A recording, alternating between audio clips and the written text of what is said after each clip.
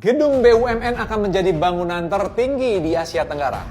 Dilansir dari Instagram Alien Design Consultant, IKN Nusantara akan memiliki gedung tertinggi se-Asia Tenggara dengan tinggi 700 meter.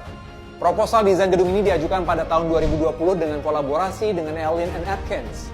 Selain itu, bangunan ini terinspirasi dari ikatan padi yang melambangkan kesatuan dan kemakmuran. Seperti nilai yang diangkat oleh Kementerian BUMN. Assalamualaikum warahmatullahi wabarakatuh. Kami dari kelompok 1 ingin menampilkan video tentang BUMN. Sebelumnya, perkenalkan nama saya Levina Emilia Lestari sebagai Dinda. Saya Imelda Firmanita Rigan sebagai Rani. Saya Dinda Lestari sebagai Ayu. Saya Aditya Syafis sebagai Aris. Saya Muhammad Ali Baeki sebagai Budi. Selamat menyaksikan.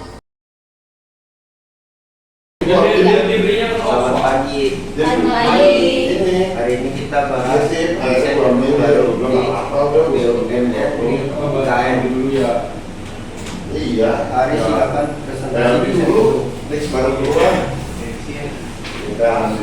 Desain gedung ini terinspirasi dari alam Indonesia dan arsitektur modern. Kami ingin gabungkan elemen tradisional dengan teknologi mutakhir untuk menciptakan kerja yang nyaman dan efisien.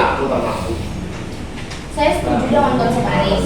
Namun kita perlu perhatikan aspek fungsional dan ekonomi. Material ramah lingkungan seperti bambu dan kayu daur ulang bisa meningkatkan kesejahteraan karyawan.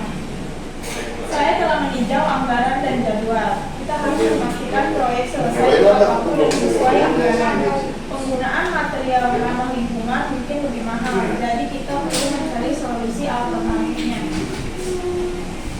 Rani, poinmu penting berlanjut menjadi prioritas. Kita harus memastikan gedung ini mempunyai standar berkelanjutan tinggi.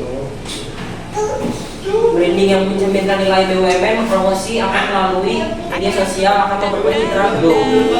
Integrasi sistem smart building dan LOT dapat meningkatkan efisiensi operasional gedung. Aplikasi mobile untuk manajemen fasilitas dan keamanan dapat menggunakan pengguna.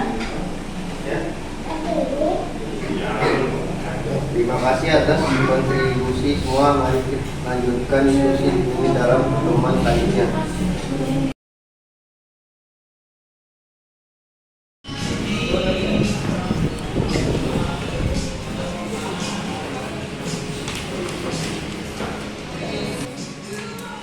Rani memang selalu fokus pada anggaran. Dia selalu mengingatkan kita tentang pentingnya efisiensi.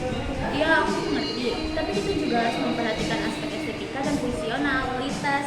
Kita harus menciptakan gedung yang tidak hanya efisien, tapi juga nyaman dan inspiratif bagi karyawan. Kita harus mencari solusi yang bisa menyeimbangkan kedua aspek tersebut. Bagaimana kalau kita menggunakan material daur ulang untuk dinding dan atap, tapi tetap mempertahankan desain yang modern dan elegan. Ide bagus, kita juga bisa menggunakan tanaman hidup untuk menjadi taman vertikal dan meningkatkan kualitas udara. Bayangkan, gedung kita akan menjadi seperti oase di tengah kota.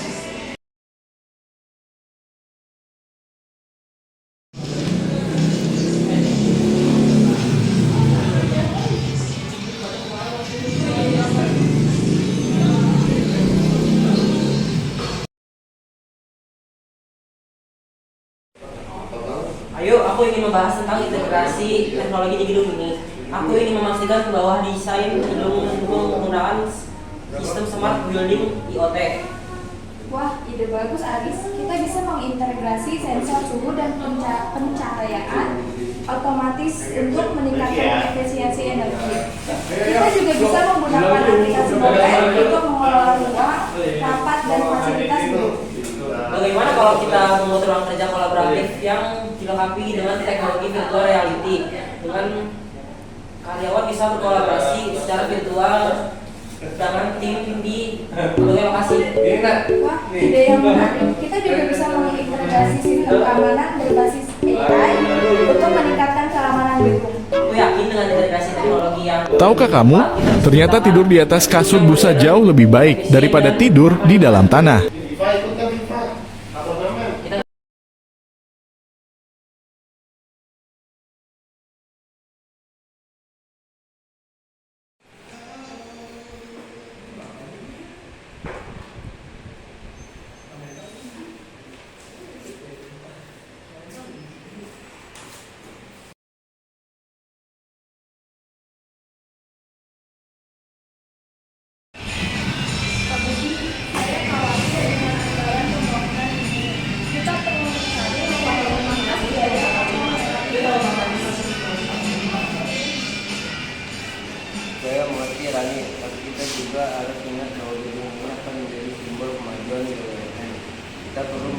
memastikan bahwa gedung ini memiliki desain yang modern dan inovatif.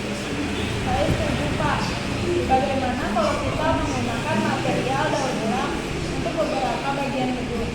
Itu bisa menghemat biaya dan sekaligus mendukung berkelanjutan. Bagus, kita juga bisa mencari sponsor untuk beberapa bagian proyek. Kita bisa mencari perusahaan teknologi untuk menghasilkan sistem smart living dan work. Saya akan segera menindaklanjuti ide ini Pak. Saya yakin kita bisa menemukan solusi yang tepat untuk membangun gedung yang berkualitas dan efisien.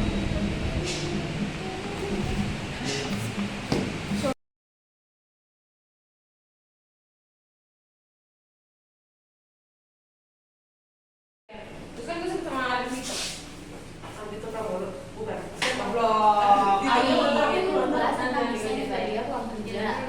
Aku ingin ruang kerja kita tidak hanya fungsional, tetapi nyaman dan inspiratif.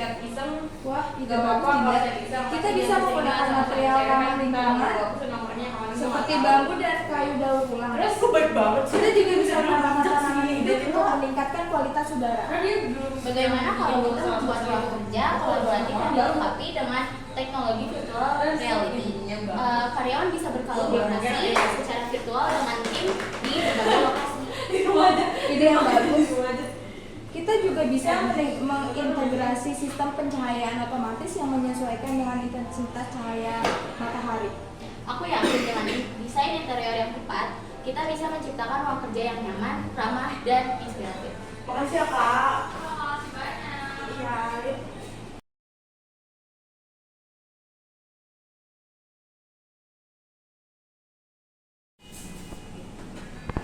Tadi aku ingin membahas anggaran untuk proyek ini. Aku ingin memastikan bahwa kita bisa membuat gedung yang berkualitas dengan harga yang efisien. Aris, saya mengerti, tapi kita juga harus ingat bahwa kita ini menggunakan material ramah lingkungan dan teknologi hijau. Ini mungkin sedikit lebih mahal, jadi kita perlu mencari solusi alternatif yang hemat biaya. Bagaimana kalau kita menggunakan material daur ulang untuk beberapa bagian gedung? Itu bisa menghemat biaya dan sekaligus mendukung keberlanjutan.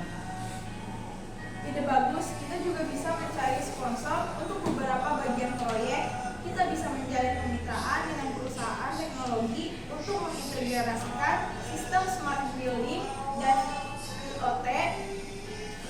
Saya akan segera menindaklanjuti ide-ide ini. Kita bisa menemukan solusi yang tepat untuk membangun gedung yang berkualitas dan efisien. Sekian video penampilan dari kelompok kami. Selebihnya mohon maaf. Wassalamualaikum warahmatullahi wabarakatuh. Thanks for watching.